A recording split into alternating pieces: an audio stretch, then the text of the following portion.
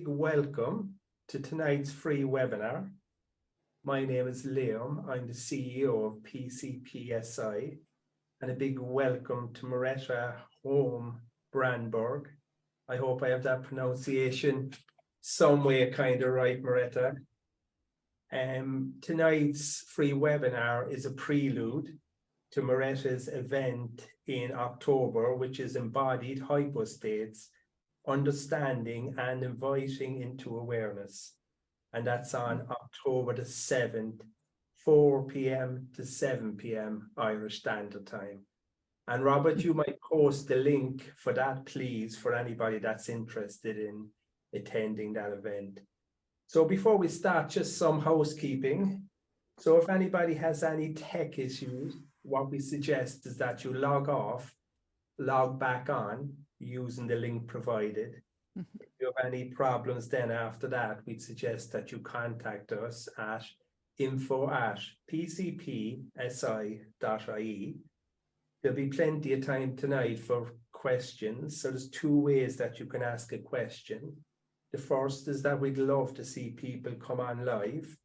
We'd love to see people interacting with Merete. And if you want to do that, you'll need to raise your yellow hand function, which is on the reactions, which is at the bottom right-hand side of the screen as I look at the screen. But if you don't want to come on live, you're still welcome to send in a question through the Q&A function. And I look after questions and I'll tell Merete if there's any questions. Just to say that Robert is in the background, so a big thank you and a big acknowledgement to Robert for keeping the show on the road. And tonight, if anybody's interested in getting a certificate for CPD purposes, then Robert is going to post that link so you can buy that cert. Okay, Merete, how are you doing? So maybe to start, if you just introduce yourself and just tell us a bit about yourself and what you do and how you got into this work. Thank you, Liam. Thanks for the invitation and the cooperation.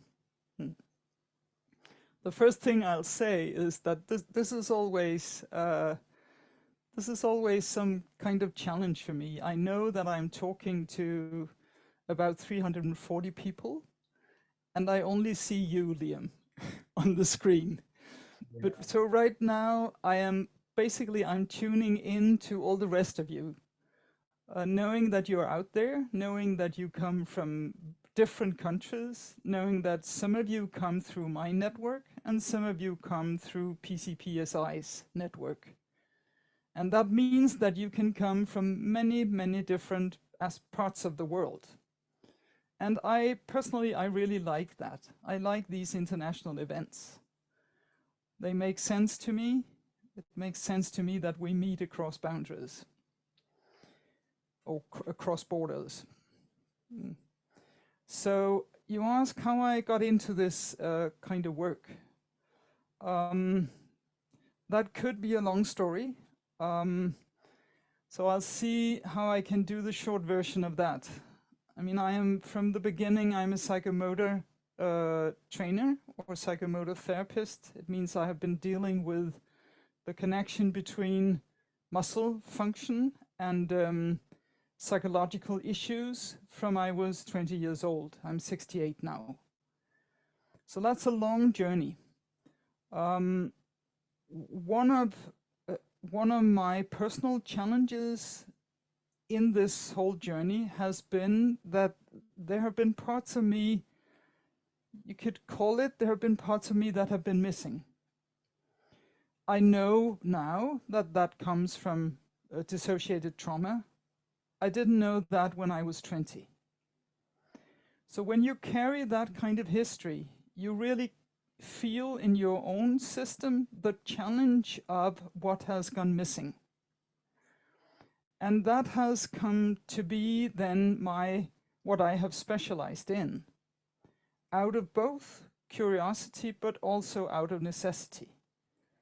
Because there is a very big difference between dealing with the parts of us that have too little energy, that go numb, they go invisible,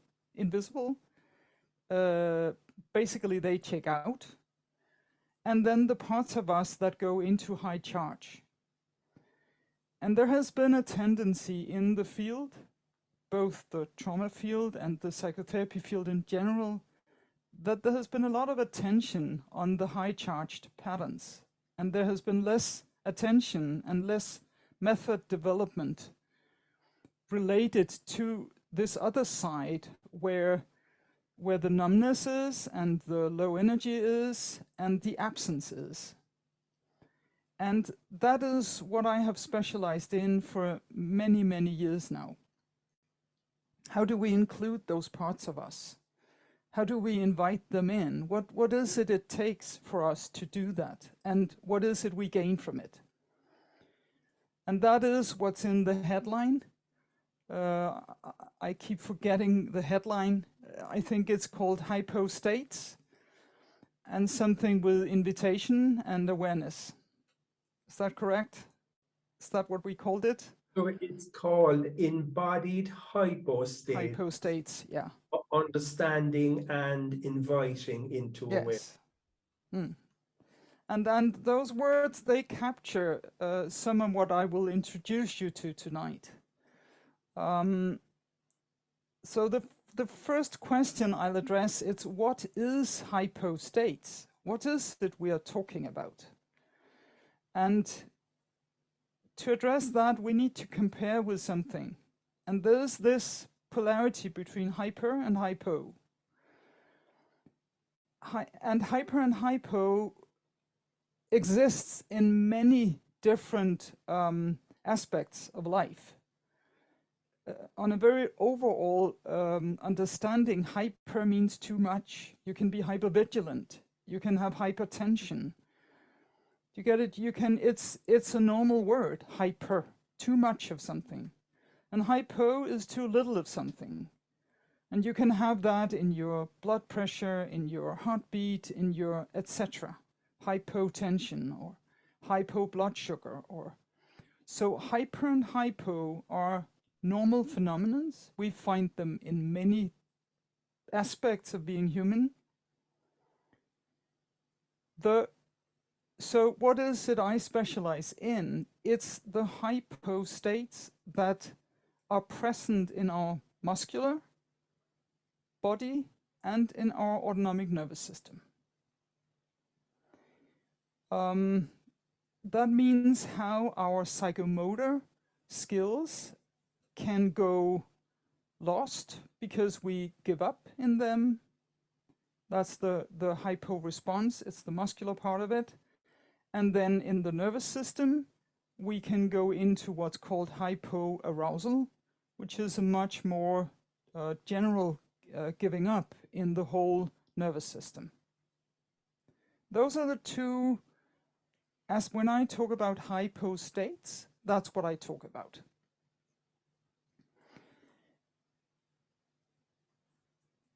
And what I focus on is what does that give us?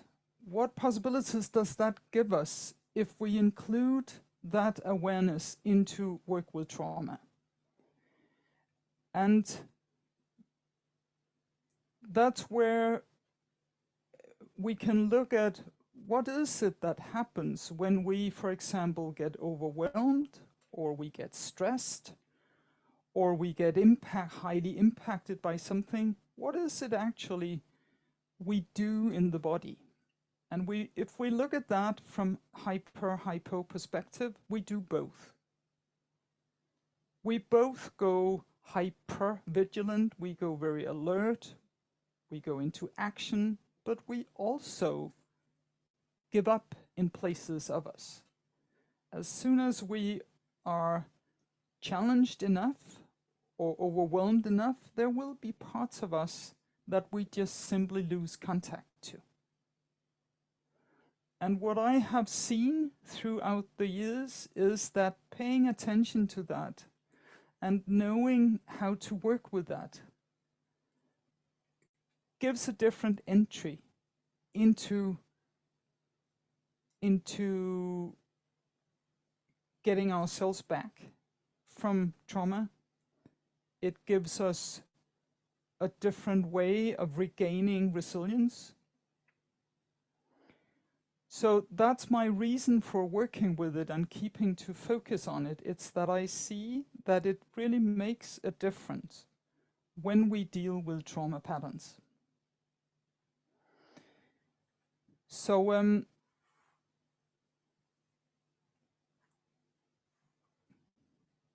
just a short example of a stress pattern. I mean, you all know this thing that if you get under pressure, you will have a tendency to tense up in places of your body. You can just ask yourselves where that it typically is. For me, it's my diaphragm, it's my shoulders, it's sometimes my back.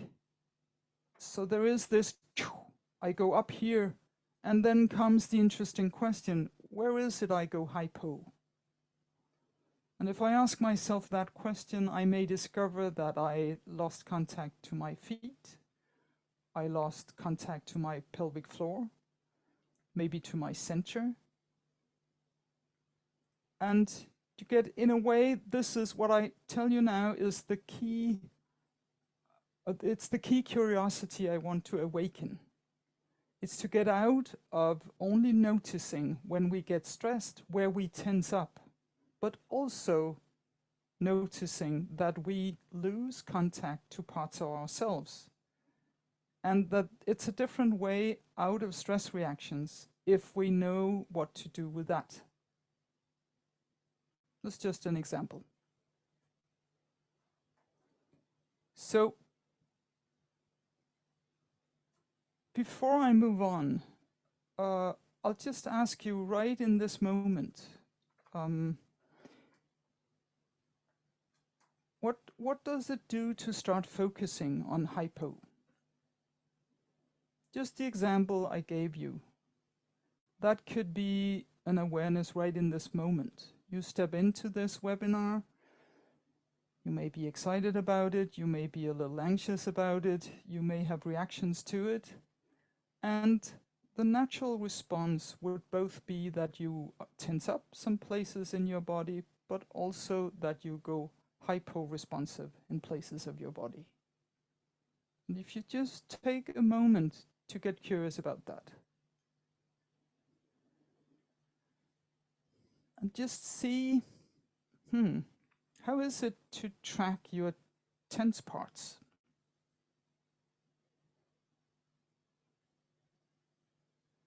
If I track mine right now, it's as usual, it's my diaphragm. I go a little too tense when I start talking, means I talk a little faster than I have to.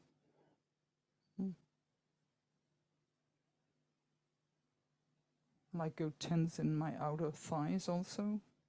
I hold myself firmly together. You have your versions. And then if you shift right in this moment to just be curious about, well, maybe there are also parts of me that go more low energized, that lose energy, that go more distant, more sleepy, more vague, less filled out.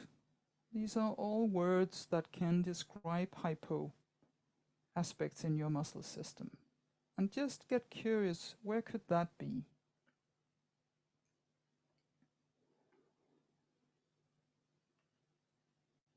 And just notice what is different in tracking that compared to tracking your tension. For many people, if they are not used to doing this, it's more difficult because we are looking for what isn't there.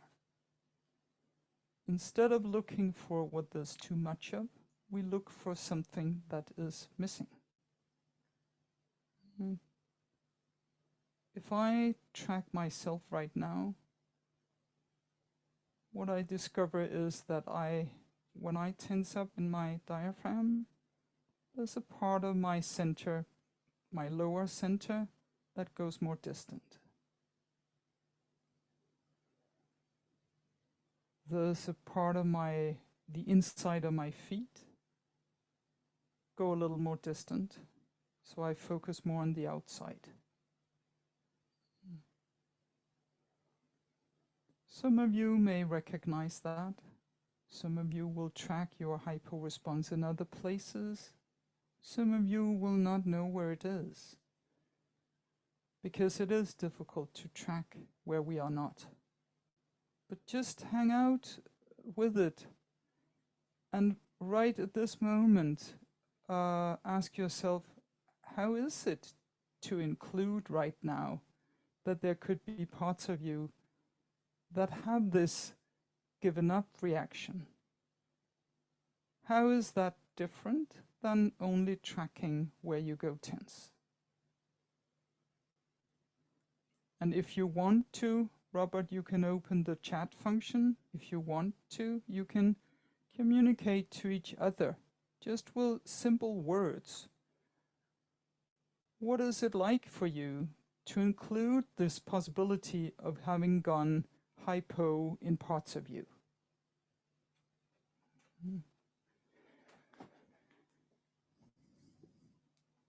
What I will do in the meantime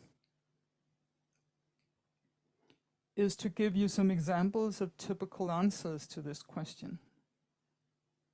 For many people, there will very likely be a subgroup that goes into a more quiet or more sad place when you start tracking your hypo response. Others may go into more tiredness, and there will certainly be a subgroup for that. Others again may go into some kind of vacancy or difficulty with tracking it. It's this kind of, what is it? It becomes vague, it becomes undefinable. And for some of you, that could easily take you to, oh, I can't figure out this. This is too difficult. So there can be, with hypo response, there can be a lot of self-blame, or a lot of turning things against yourself. Could also call it a lot of introjection. And right now you will have your versions. What I ask you to is to just stay open to the possibility that the version you have, there is a subgroup for that. There will be others here who have similar experiences. And that thinking that way is one of the ways to come out of the isolation and self-blame that very often comes with hypo states. It's to open up to the possibility that there could be others who have similar experiences. So now I said a little bit about what is hypo states. I said a little bit about how it can impact us to deal with it. And what I then move on to is, well, what are basic principles about how we work with them? And there's a cognitive or mental, verbal aspect of that, and there's a bodily aspect of it. The verbal aspect or conceptual aspect has to do with that to track hypo response or hypo states in general, we need to include them in our map of who we are. We need to start giving them as much value and attention as we give to hyper aspects. If we can hold that map, that they are both there, then we can start inviting in hypo. Because the thing with hypo reactions is that they don't ask for attention. They do not show up by themselves. Their whole mechanism is withdrawal.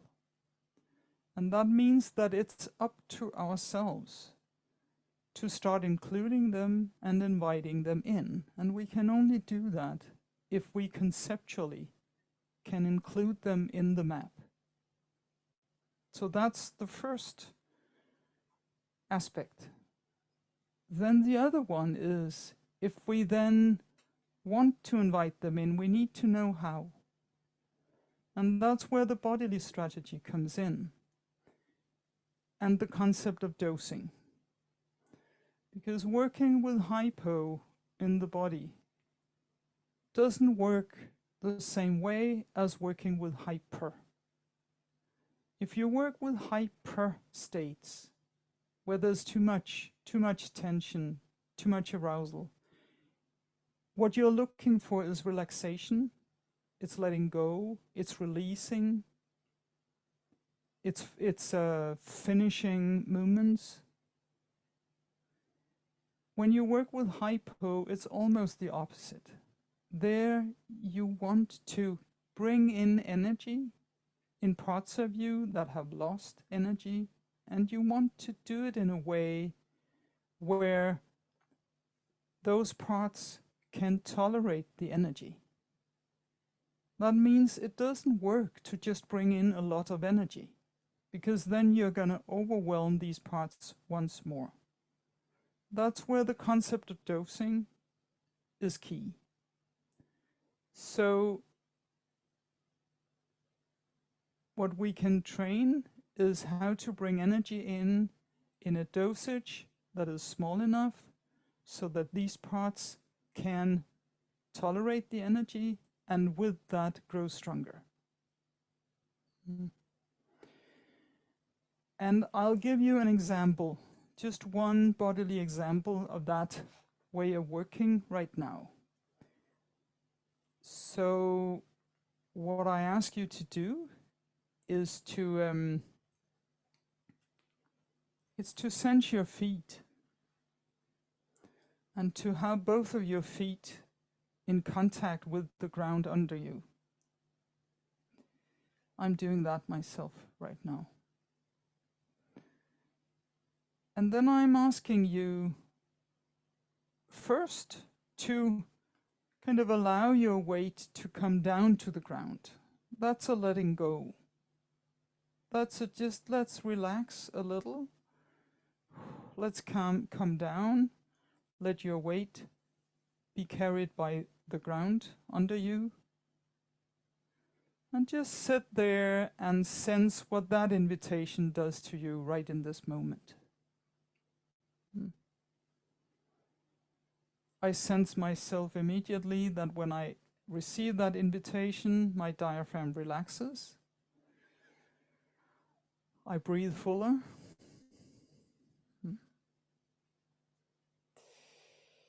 And you will have your versions.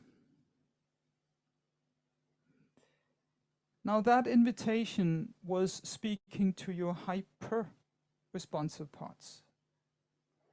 Now I'm shifting and speaking to a way of bringing energy into parts that may not have full energy. And you start in the same position, both feet on the ground, but now I ask you to make a small push with both of your feet into the ground. Just make this tiny little push. That will start an upgoing movement in your body. It will stretch your back a little. It can go all the way up and make your neck a little longer as well. And that all starts with this little pushing movement in your feet. And just what I ask you to play with is the dosage of it. You can do this tiny small. You can go down to almost only thinking the movement. Or you can do it with more strength. Or you can do it with a lot of strength.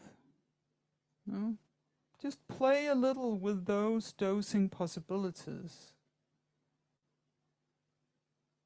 And see if you can find a dosage that in some ways feels resourcing for you. Which means bringing energy into your body.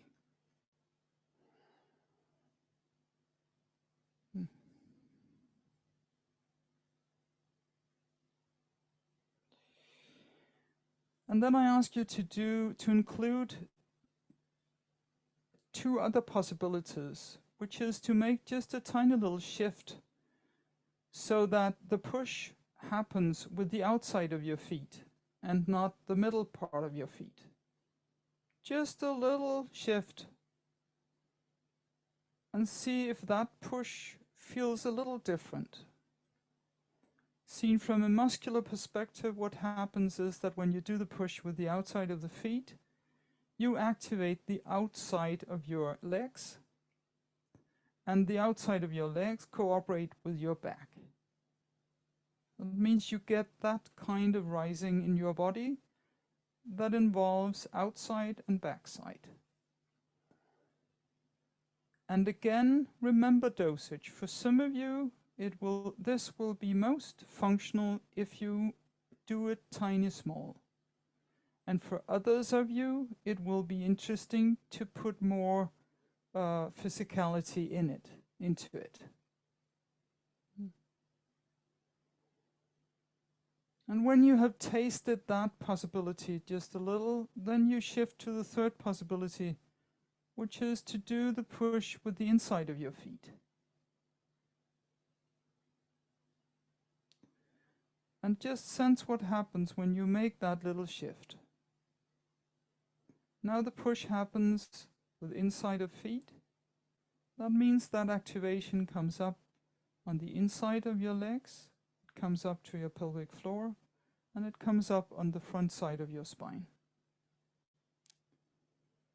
And just check out for yourself, does that do something different for you? What kind of dosage works? And see if you can go for something that feels resourcing. Something that in some ways gives you something.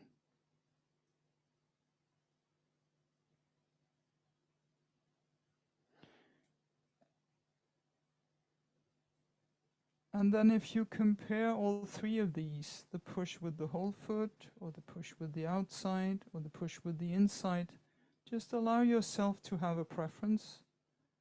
Which of these versions, in which dosage, felt most resourcing for you? And if we were in a physical room together, this would be the time for seeing the different subgroups. Seeing the subgroup that has a preference for the outside of the feet. And I would ask which types of resources awakened for you with doing that. And typical answers could be, I feel stronger, I feel more bounded,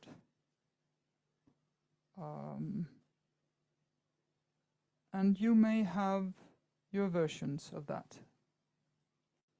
And there would be a subgroup that really preferred the inside. And if you're in that subgroup, then just track your own response. The typical ones are that you get more centered. It takes you into your core or into your center line. It gathers you. For some, it feels way more intimate.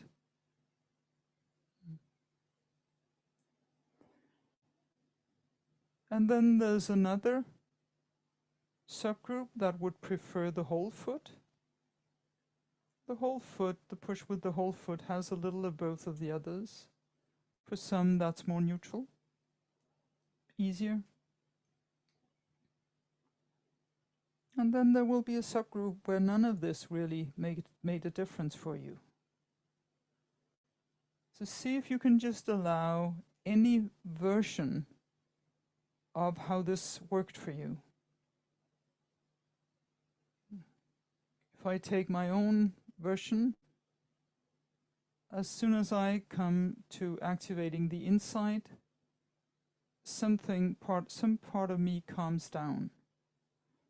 I get energy into my center line. It calms me down. It slows me down. I talk slower.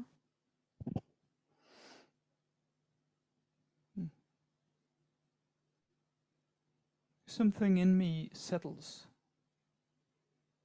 And that comes from energy coming into the part of me that can go hypo when I am under some kind of stress or when I have to function.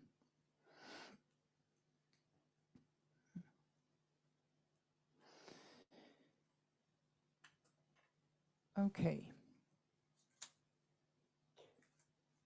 We could do many other versions of these. What I call this is micro activations. What we just did. It's micro activating aspects of your muscle system and your connective tissue. And there are a number of other similar exercises. We'll do some of them in October. In a way, they are, for me, a key way of entering work with hypo response. So this was just an example. So I'll use the last 5 minutes of this presentation for making a kind of summary.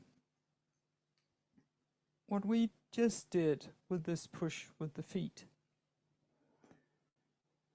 is working with hypo response. It's not working with hypo arousal. And let me separate those two for you. Hypo response is found in muscles and in connective tissue. It means it's found in motor function. Hypoarousal is a much more generalized collapse in the whole nervous system that impacts physiological functions. Now this means that if we do an exercise like we just did, we focus on small areas of hypo in the body. We do not focus on the overall collapse.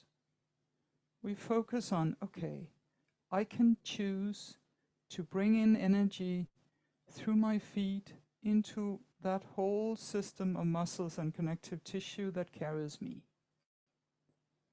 That's a muscular function. I can choose to do that, and I can work with dosage so that I do it in a dosage that makes me stronger.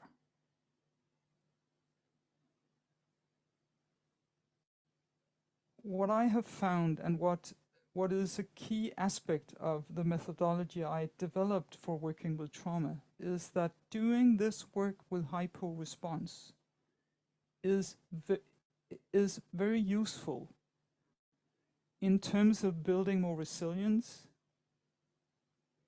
getting more sense of getting some authority back in you, getting out of overwhelm, so that you can tolerate to face some of the deeper levels of trauma reactions, for example, the collapse.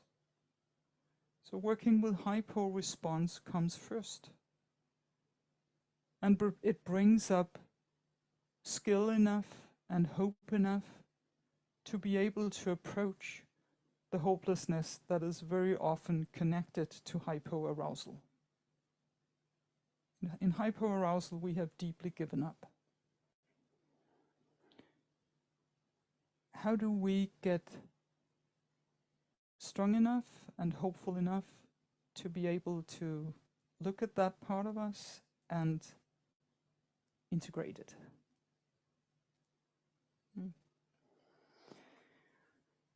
Yeah.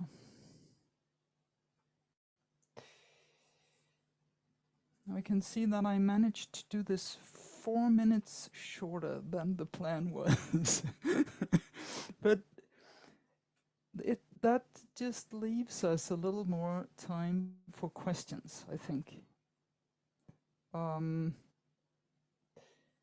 Yeah.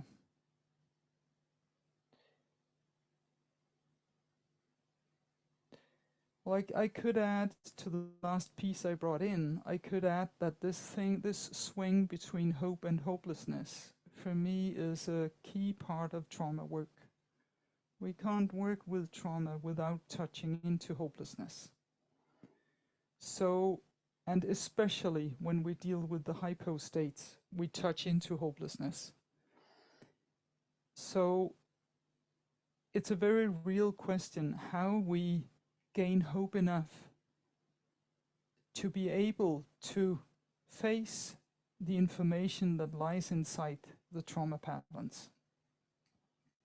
And the pathway I found was to deal with the smaller giving up, the giving up that lies in our muscle system, because there it's actually possible to do something. Do small things like the push with the feet or other small things we can do that actually brings us out of being imprisoned in the giving up. We can impact it. We can do something. Yeah.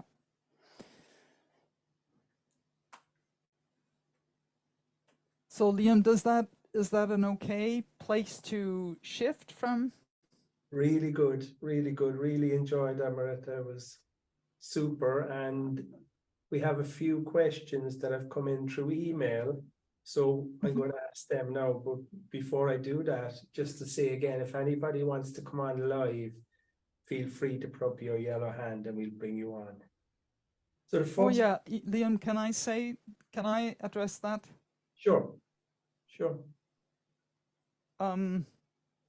What I'd like to say is I really appreciate if some of you will go on live with your questions.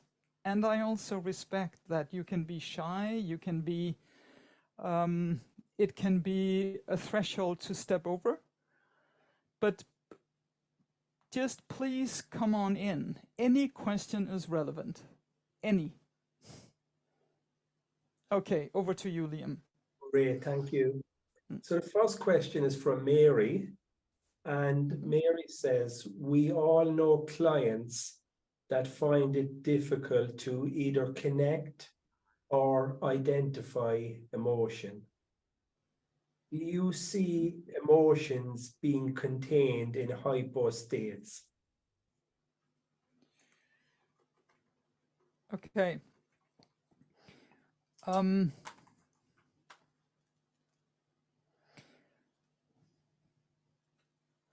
way I look at it is emotions is one, it's part of our life energy. The challenge with emotions is how we cope with them. And that's where the muscle response matters.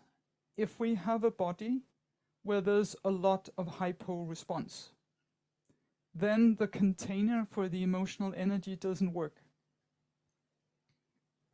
There's nothing to really hold the energy of the emotions of anger or joy or sadness or whatever. The container doesn't work.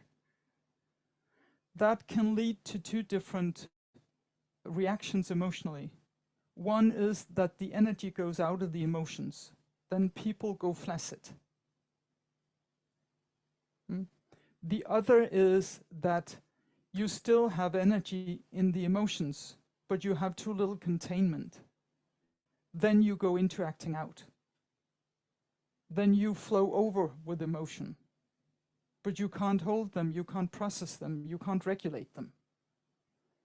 So for me, the concept of hypo, especially hypo response, is really useful in terms of dealing with the containment of emotions, the container function.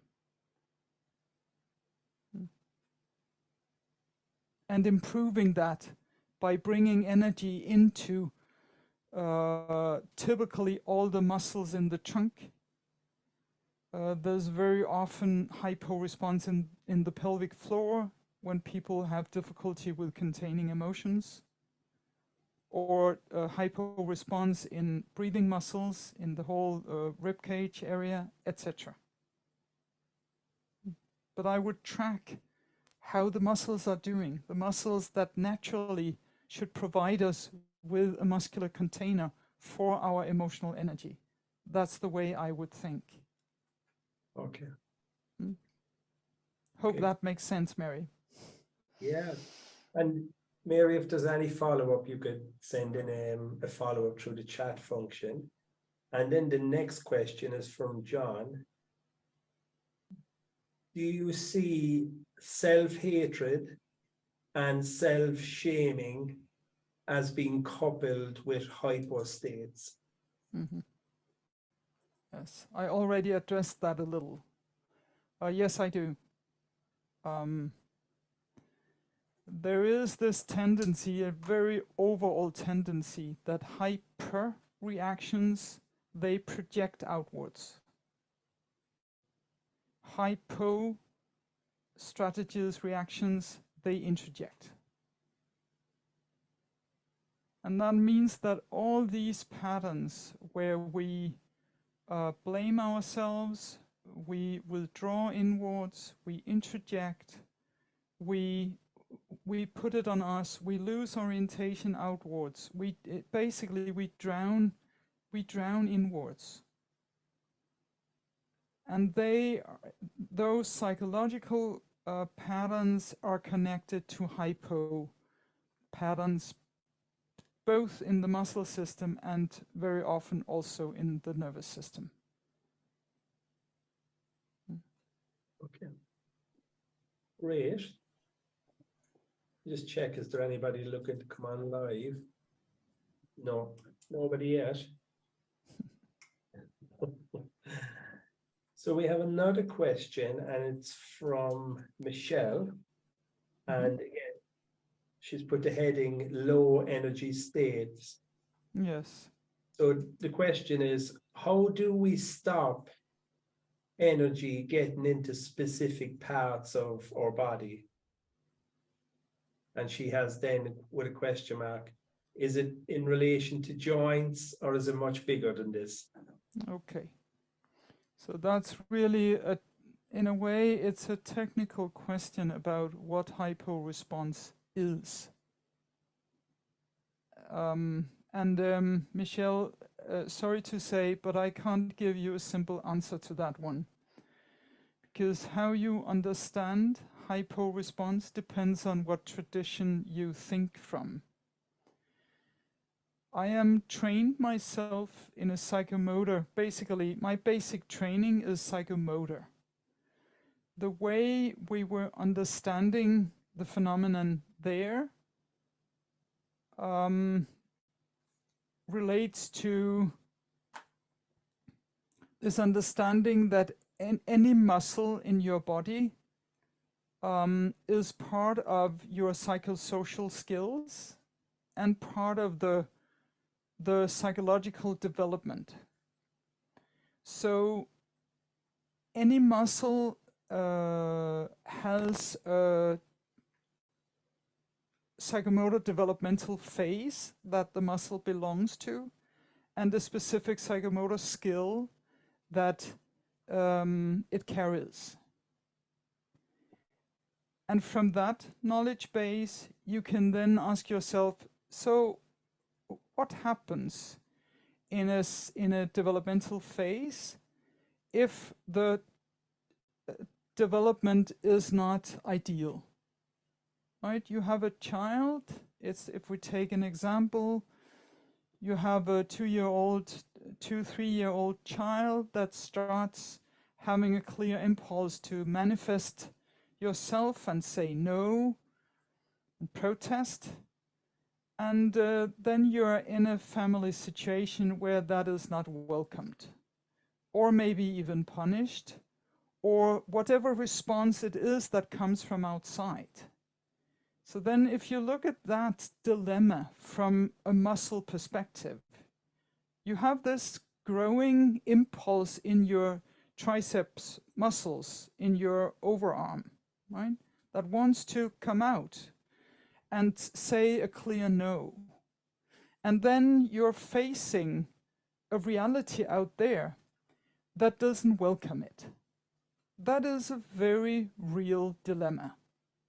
And we have to do something with these dilemmas. And the understanding of muscle response then brings us to that, okay, if there is a welcoming outer context, then the muscle will get a natural fullness.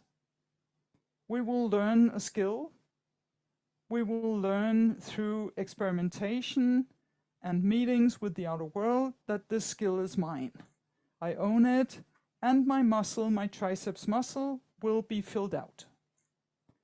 Now, if that's not the case, but we meet a more hostile outer context, hostile or neglectful, then what?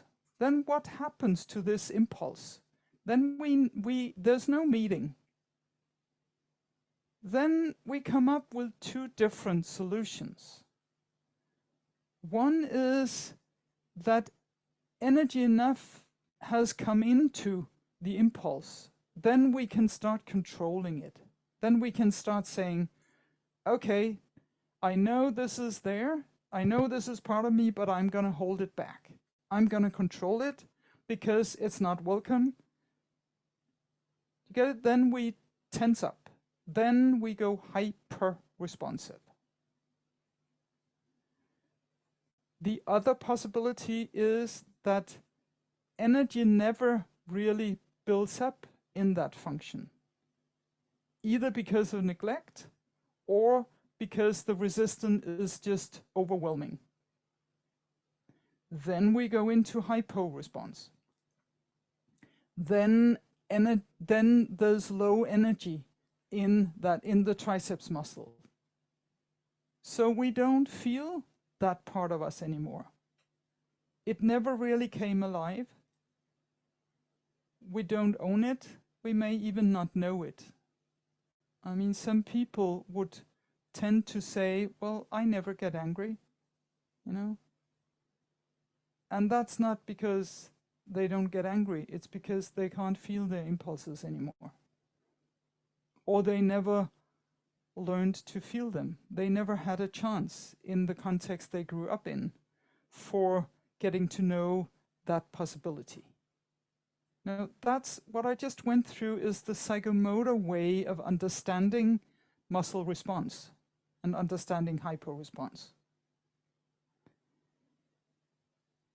If you then shift to a neurocentric perspective, then you understand hypo response in a different way. You work more with proprioceptive cells. You work with all the joints. And you work with that if the joints are not mobile enough, they can block the flow of energy into the muscles. So seen from that perspective, you can work with hypo response in muscles by working with the joints. So when you increase mobility and aliveness in the joints, more energy will stream into your hypo-responsive muscle groups.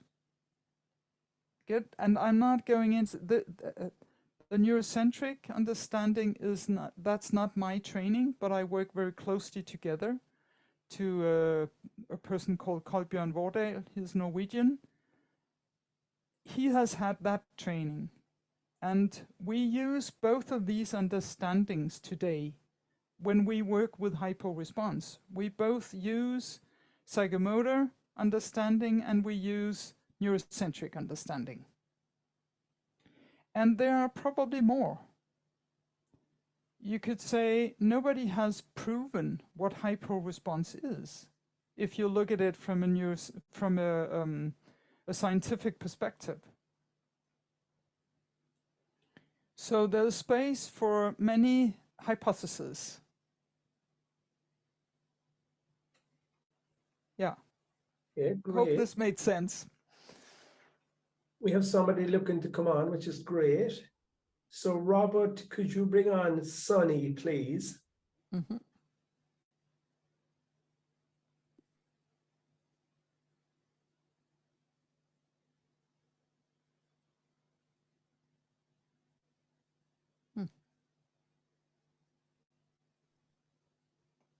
Hello, Hello, Sunny. and Hello thank there. you. This is so helpful.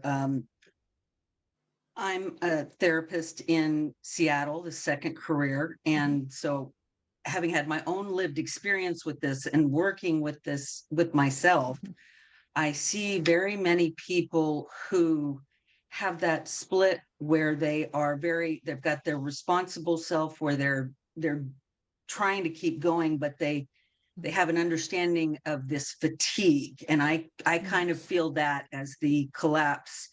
And you pointing out this distinction between hypoarousal and the hypo muscle sensation, that's very helpful. And I'm wondering if that is that where it lands in the body might help you to understand a specific aspect of their story, or if it's really just more about bringing energy into it, having an awareness of that collapse, of that giving up, and then befriending and owning and connecting.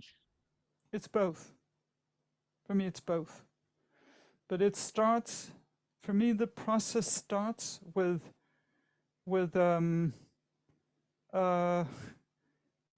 finding the ways where it's easiest for a person to get to bring in energy, because that's what gives hope. Okay. And so when you're doing that with gives more resilience. Okay. But it's not a coincidence where it is we have gone hypo-responsive. There is always a story in that. So if you, but the you could say the idea of finding a good dosage is also that if you find that, you can start bringing something alive without getting into the history. And that is what I'm looking for. It's to build up the resources before going to the history. Because you need to have energy enough today to be able to face something that was painful. Because else you're just going to drown in the history. But of course, there is history lying inside the hypo-responsive parts. There's a reason we forget our feet or our stomach or our face or whatever it is. It's never just physical. Thank There's you. There's meaning to it. There's something we solve by going hypo-responsive. Yes. Thank you. You're welcome.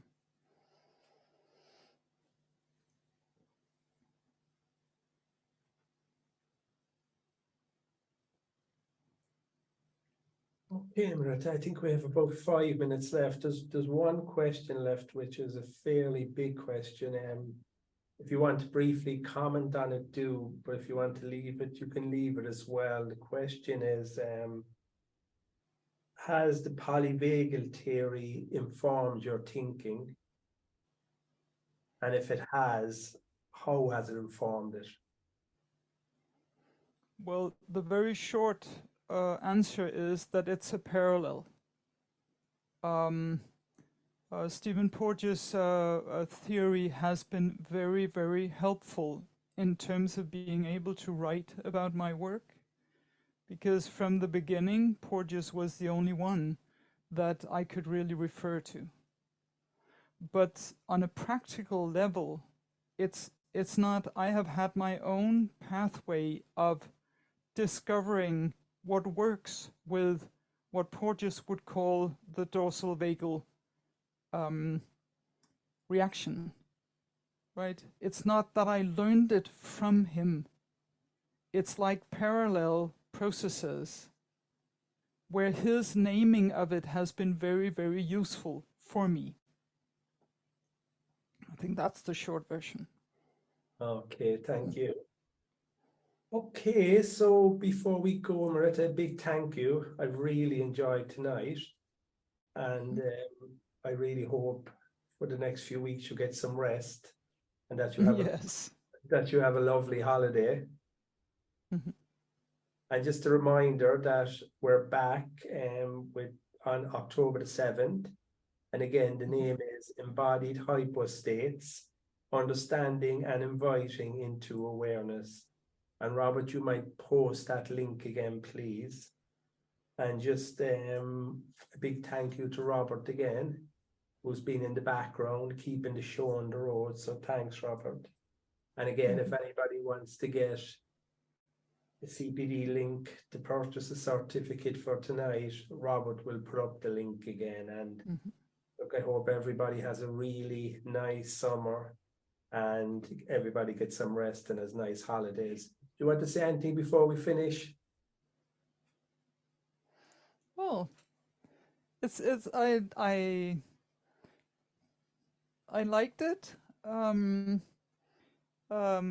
I still can get surprised that I have so much enthusiasm for this topic. But I do. There is something in it that just makes deep sense to me. And lifting it out and giving it value. Because this is really, hypo states are not, they don't have high status. So there's something in bringing them to the foreground that really lies very close to my heart.